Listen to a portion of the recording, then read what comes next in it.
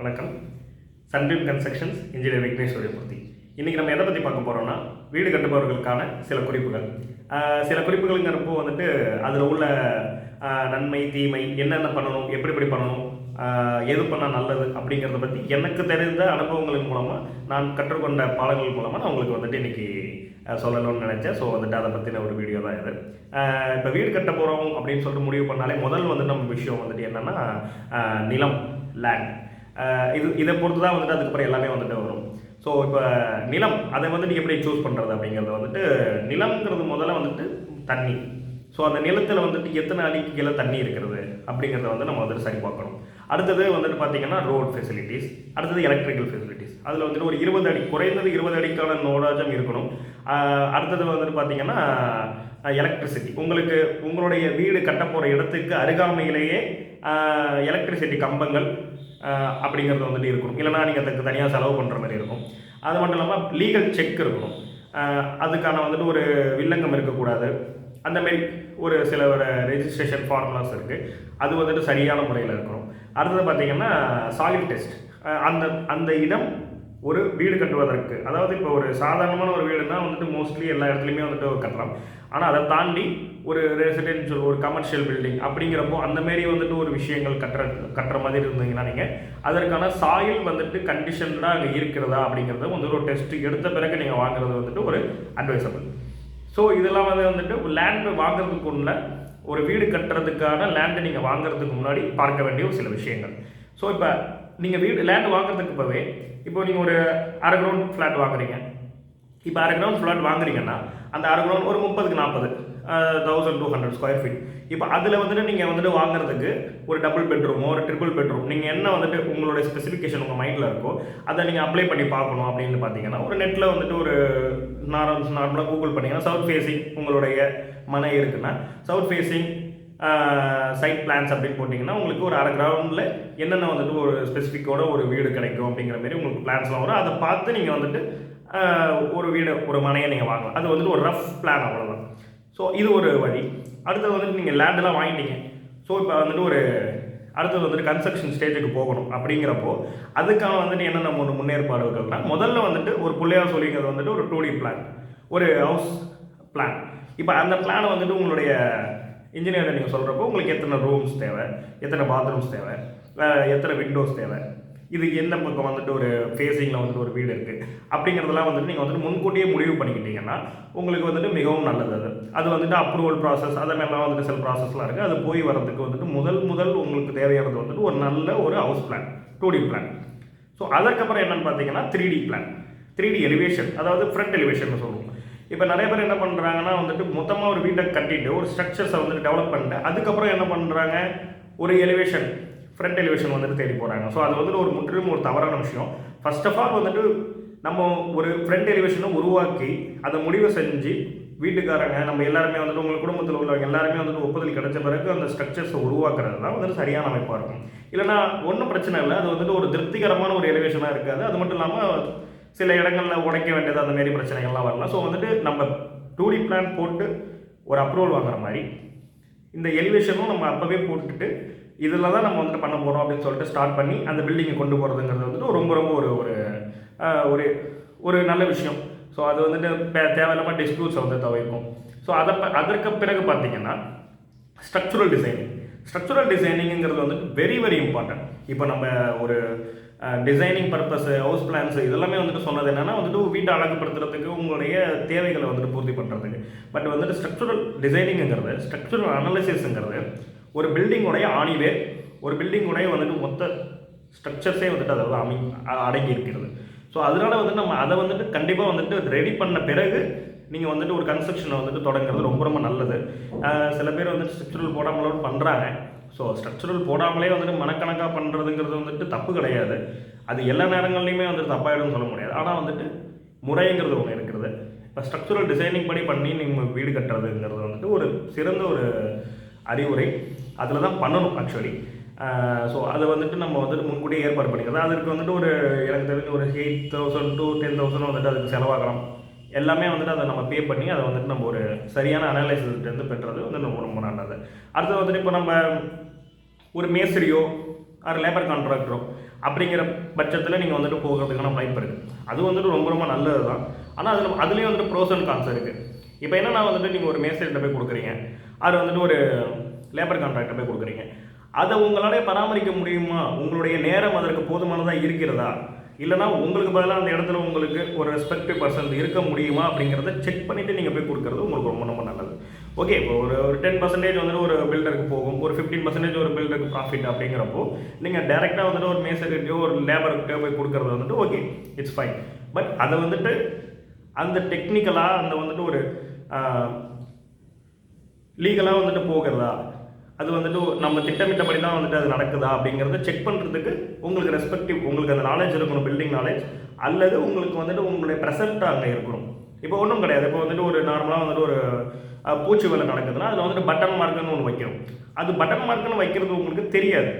இப்போ அது வந்துட்டு ஒரு பில்டருக்கு தெரியும், ஒரு இன்ஜினியருக்கு தெரியும். இப்போ லேபர்கிட்ட போய் போனீங்கன்னா அவங்க வந்துட்டு அந்த நேரத்தை மிச்சம் பண்ணுறதுக்காக அதை வந்துட்டு தவிர்க்கிறதுக்கான வாய்ப்பு இருக்குது. அதுக்கு தான் வந்துட்டு ஒரு இன்ஜினியருங்கிறது தேவைப்படுது.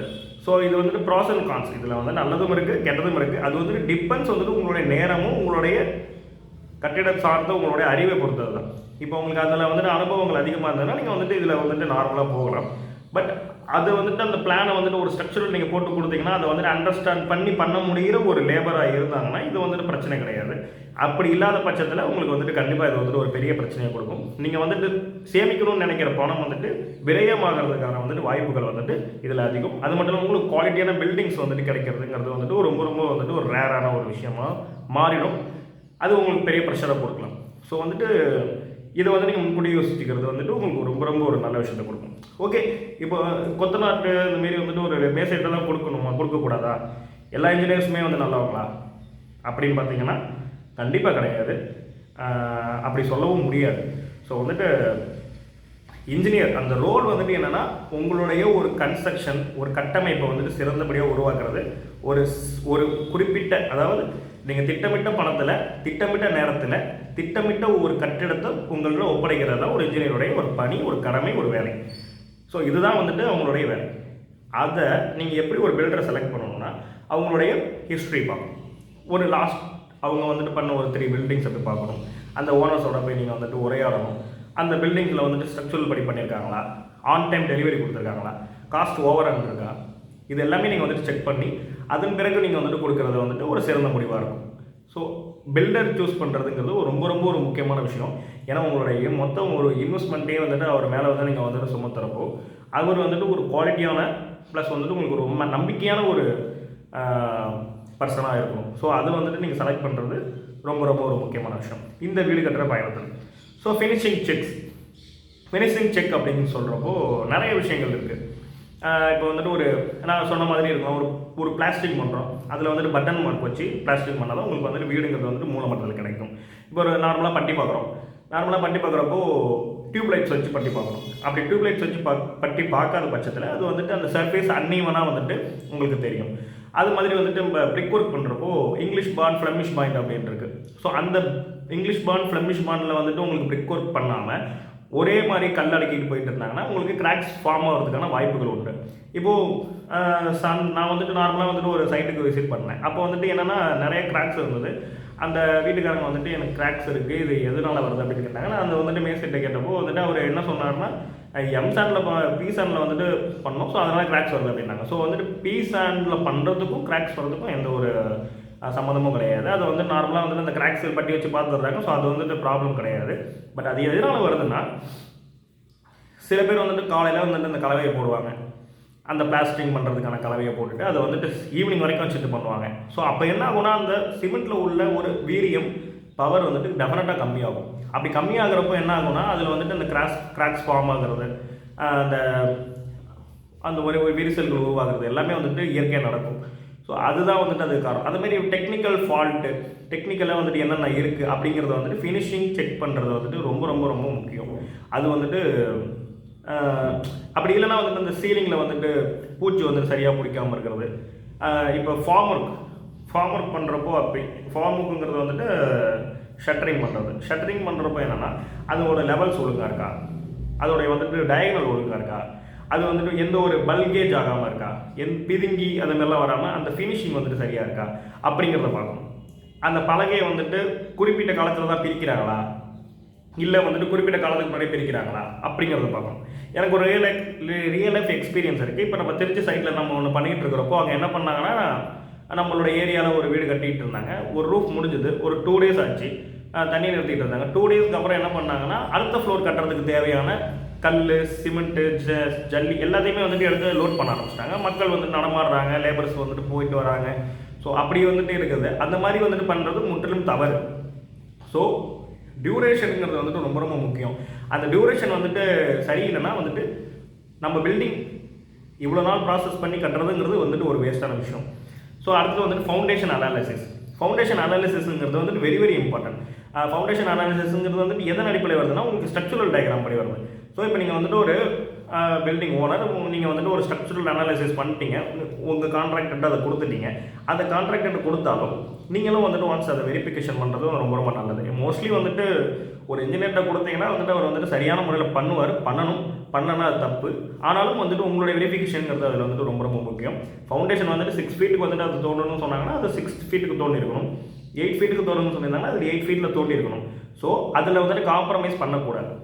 இப்போ வந்துட்டு ஒரு 3 feet வரைக்கும் வந்துட்டு பேஸ்மெண்ட் போகிறது வந்துட்டு ஒரு நார்மலாக போயிட்டு இருக்கு. அப்படி 3 feet மேலே போகிறதா இருந்ததுன்னா அதில் வந்துட்டு டை பீம் போடுறாங்களா, ஒரு 3 feet லெவலில் இப்போ வந்துட்டு பேஸ்மெண்ட்டுக்கு மேலே ஒரு 3 feet லெவலில் வந்துட்டு சில் ஸ்லாப் போடுறாங்களா, லிண்டல் வந்துட்டு சரியான வந்துட்டு அளவில் போடுறாங்களா, ரூஃபில் வந்துட்டு ஆக்சுவலி வந்துட்டு சில இடங்கள்ல நிறைய இடங்கள்ல நான் வந்துட்டு பார்க்குறது என்னன்னா, ரூஃப் லெவலில் வந்துட்டு பீம் போடுறதில்ல. ரூஃப் லெவலில் வந்துட்டு பிரிக் ஒர்க் பண்ணி பிரிக் ஒர்க்கு மேலே வந்துட்டு அப்படியே வந்துட்டு மொட்டையாக வந்துட்டு ரூஃப் போட்டுடுறாங்க. ஸோ வந்துட்டு அது வந்துட்டு ரொம்ப ரொம்ப அன்எத்திக்கல், ரொம்ப ரொம்ப வந்துட்டு ஒரு டேஞ்சரான ஒரு விஷயம். ஸோ வந்துட்டு ஒரு பீம் போடாமல் வந்துட்டு பண்ணக்கூடாது. அதுக்கப்புறம் என்னென்னு பார்த்தீங்கன்னா, கன்சீல்டு பீம்.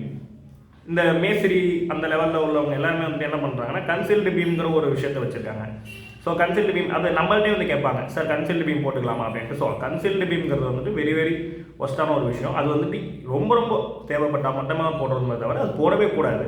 ஸோ அது எதுக்காக கேட்பாங்கன்னா, அந்த இடத்துல பலகை அடிக்கணும், அதுக்கான டைம் டூரேஷன் வந்துட்டு செலவாகும். ஸோ அந்த நேரத்தில் நம்ம வந்துட்டு கன்சீல்டு பீமாக போட்டு விட்டுறலாம் அப்படிங்கிற மாதிரி பண்ணுவாங்க. ஸோ அதெல்லாம் வந்துட்டு மிகப்பெரிய தப்பு. ஸோ இதெல்லாமே ஃபினிஷிங் செக்ஸ், இதெல்லாமே வந்துட்டு ஃபினிஷிங் செக்ஸ் பண்ணி ஒரு பில்டிங்கை கொண்டு வர்றது வந்துட்டு உங்களுக்கோட ஒரு டிப்ஸ். இதெல்லாமே வந்து நீங்கள் வந்துட்டு மைண்டில் வச்சுக்கணும். ஈவன் வந்துட்டு யார்கிட்ட நீங்கள் வீடு கொடுத்தீங்கனாலுமே உங்களுடைய மேற்பார்வைங்கிறது வந்துட்டு உங்களுக்கு இருக்கிறப்போ, ஏன்னா அது உங்களோட பணம், உங்களோட இன்வெஸ்ட்மெண்ட், அப்படி இருக்கிறப்போ உங்களுக்கு வந்துட்டு உங்களோட வீடு வந்துட்டு ஒரு முழுமையான வீடாக உருவாக்கி கொடுக்கும், உங்களுக்கு வந்துட்டு ஒரு திருப்தியான வீடாகி இருக்கும். ஸோ அவ்வளோதான். ஸோ அடுத்தது வந்துட்டு என்னன்னு பார்த்தீங்கன்னா, ப்ளம்பிங் லீக்கேஜோட செக்கிங். இப்போ ப்ளம்பிங் லீக்கேஜ் செக்கிங் வந்துட்டு இது வந்துட்டு எப்படி சொல்கிறதுனா, நம்ம பைப்ஸ்லாம் ஃபிக்ஸ் பண்ணிட்டு ஒன்ஸ் வந்து நம்ம வந்து செக் பண்ணி பார்க்கணும். செக்கிங் எப்படி இருக்கணும்னா, பிஃபோர் டைல்ஸ் லேயிங், இப்போ டைல்ஸ் ஒட்டுறதுக்கு முன்னாடி நீங்கள் வந்துட்டு டேங்க்ல ஏதோ தண்ணியை விட்டு அதில் வந்துட்டு பார்க்கணும். அப்படி பார்க்குறப்போ உங்களுக்கு வந்துட்டு எனி லீக்கேஜஸ் அப்படிலாம் இருந்ததுன்னா வந்துட்டு நீங்கள் அப்போவே அதை சரி பண்ணிக்கலாம். அப்படி இல்லைன்னா டைல்ஸ் வந்துட்டு போட்டதுக்கப்புறம் லே பண்ணதுக்கப்புறம் நீங்கள் வந்துட்டு அதை செக் பண்ணி இன்கேஸ் வந்து லீக்கேஜ் இருந்ததுன்னா வந்துட்டு திரும்பி டைலெல்லாம் உடைக்கிற மாதிரி இருக்கும். ஸோ வந்துட்டு இந்த வந்துட்டு ஒரு செக்கிங் வந்துட்டு ரொம்ப ரொம்ப வந்துட்டு முக்கியம். அடுத்து வந்துட்டு எலக்ட்ரிசிட்டி செக்கும் அப்படி தான். ஒன்ஸ் வந்துட்டு நீங்கள் வந்துட்டு பிளாஸ்டிங்லாம் பண்ணுறதுக்கு முன்னாடி வந்துட்டு எலக்ட்ரிசிட்டி செக் வந்துட்டு கரெக்டாக பண்ணிடணும். அடுத்தது வந்துட்டு ஒரு பட்டி பார்க்கறதுக்கு முன்னாடி, பெயிண்ட் அடிக்கும் முன்னாடி நீங்கள் எலக்ட்ரிசிட்டி செக் வந்துட்டு கரெக்டாக பண்ணுறது வந்துட்டு வெரி வெரி இம்பார்ட்டன்ட். அப்படி நீங்கள் வந்துட்டு அதை எலக்ட்ரிசிட்டி செக் பண்ணலன்னா உங்களுக்கு பட்டி பார்த்ததுக்கப்புறம் வந்துட்டு அதை உடைக்கணும்பாங்க. அடுத்தது வந்துட்டு ஒரு பெயிண்ட் அடிச்சதுக்கப்புறம் இது வந்துட்டு இந்த பாயிண்ட் வந்துட்டு இங்கே வரல அப்படிம்பாங்க. ஸோ அதனால் வந்துட்டு எலக்ட்ரிசிட்டி செக் வந்துட்டு கரெக்டான வந்துட்டு ஒரு நியூட்ரல் பாயிண்டில் போகுதா, எர்த்து கரெக்டாக கொடுத்துருக்கோமா, பேஸ் நியூட்ரல் எல்லாமே கரெக்டாக இருக்குதா, சிங்கிள் ஃபேஸ் வந்துட்டு அதை கனெக்ஷன் கொடுத்துருக்கோமா, இன்கேஸ் 3 ஃபேஸாக இருந்ததுன்னா அது கனெக்ஷன் சரியாக கொடுத்துருக்கோமா, அது எல்லாத்தையுமே வந்துட்டு வெரிஃபிகேஷன் பண்ணுறது வந்துட்டு வெரி வெரி இம்பார்ட்டன்ட். அடுத்து வந்துட்டு வாட்டர் ப்ரூஃபிங்கிறது வந்துட்டு என்னென்னா, நார்மலாக வந்துட்டு இப்போ டைல்ஸ் ஒட்டி அது மேலே வந்துட்டு ஒரு பெயிண்ட் அடிக்கிறது அப்படின்னு சொல்லிட்டு சில பேர் பண்ணுறாங்க. சில பேர் வந்துட்டு நார்மலாக ஒரு கோட்டிங் கொடுக்குறது அப்படின்னாங்க. அதை வந்துட்டு ப்ராப்பராக பண்ணணும். இட் மீன்ஸ் வந்துட்டு அது வந்துட்டு ஒரு தூசி கூட இல்லாமல் அந்த இடத்த வந்துட்டு ஃபுல்லாக க்ளீன் பண்ணிவிட்டு அதுக்கு மேலே வந்துட்டு ஒரு கோட்டிங் அடிச்சு அதை வந்துட்டு ஒரு சர்டைன் டைமுக்கு அதை வந்துட்டு ட்ரை பண்ணி விட்டு அதன் பிறகு வந்துட்டு அதை வந்துட்டு ஒரு தண்ணி ஃபில் பண்ணி அதை செக் பண்ணி ஒரு 2 days வந்து தண்ணி ஃபில் பண்ணி செக் பண்ணி அது வந்துட்டு சக்ஸஸ் ஆனால் மட்டும்தான் அது வாட்டர் ப்ரூஃபிங். அதுதான் வந்துட்டு சரியான முறை. அது சரியாக பண்ணுறாங்களா அப்படிங்கிறத வந்துட்டு பார்க்கணும். அடுத்து வந்துட்டு ஆன்டி டெர்மைட். இப்போ நம்ம வீட்டுக்குலாம் இன்கேஸ் வந்து நம்ம தேக்கு மரம் அதெல்லாம் போடுறப்போ டெர்மைட் வந்துட்டு கரையான் வந்துட்டு அது அரிப்பு தன்மை வந்துட்டு தடுக்கிறது, அதுக்காக வந்துட்டு நம்ம பேஸ்மெண்ட் லெவல்லையே வந்துட்டு ஆன்டி டெர்மைட் பண்ணணும். அப்படி பண்ணனா டெஃபினட்டாக வந்துட்டு அந்த கரையான் வந்து அதை வந்துட்டு அரிக்கிறதுக்கான வாய்ப்புகள்லாம் இருக்குது. ஸோ வந்துட்டு இப்போ ஒரு வீடுங்கிறது வந்துட்டு உங்களுடைய வாழ்நாள் சேமிப்பு, முதலீடு, கனவு. அதனால் வந்துட்டு அதை வந்துட்டு கட்ட கொடுக்கறதுப்பையும் சரி, கட்ட போகிறதுக்கு முன்னாடியும் சரி, you will prepare your self. அதை நீங்கள் வந்துட்டு ப்ரிப்பேர் பண்ணி இது வந்துட்டு சரியான நபர்கிட்ட தான் கொடுக்குறோம், இது வந்துட்டு சரியான ஒரு ஆள்கிட்ட தான் கொடுக்குறோம், நம்பிக்கை, அந்த நம்பிக்கையை வந்துட்டு இவர் காப்பாற்றுவார் அப்படிங்கிற ஒரு பர்சன்ட்டை நீங்கள் கொடுக்கணும். அது கொடுத்துட்டோம் அப்படிங்கிறது மட்டுமே நம்மளுடைய வேலை நின்றக்கூடாது. அதை வந்து நம்ம டெய்லி செக் பண்ணணும், என்ன வேலை நடக்குது அப்படின்ட்டு. உங்களால் வந்துட்டு நேரடியாக சைட்டுக்கு போக முடியல கூட விர்ச்சுவல், அதாவது நீங்கள் ஒரு ஃபோட்டோ சென்ட் பண்ணுங்கள், ஒரு வீடியோ சென்ட் பண்ணுங்கள், அது வந்து விர்ச்சுவலாக செக் பண்ணிக்கலாம். அப்படி செக் பண்ணுறது எதற்காகனா, இப்போ நீங்கள் வந்துட்டு அதை செக் பண்ணுறப்போ ஒரு பில்டராக இருந்தாலும் சரி, ஒரு மேஸ்திரியாக இருந்தாலும் சரி, அவங்களுக்கு உங்கள் மேலே ஒரு ரெஸ்பெக்டோ ஒரு பயமோ எல்லாமே வரும். ஸோ அதனால் வந்துட்டு இதெல்லாமே வந்துட்டு வீடு கட்டுபவர்களுக்கான சில டிப்ஸ். இதெல்லாம் வந்துட்டு உங்கள்கிட்ட ஷேர் பண்ணிக்கணும் அப்படின்னு சொல்லிட்டு நான் வந்துட்டு ஃபீல் பண்ணேன். இந்த வீடியோ உங்களுக்கு பிடிச்சிருந்ததுன்னா லைக் பண்ணுங்கள், ஷேர் பண்ணுங்கள், நம்ம சேனலை சப்ஸ்கிரைப் பண்ணுங்கள். நன்றி.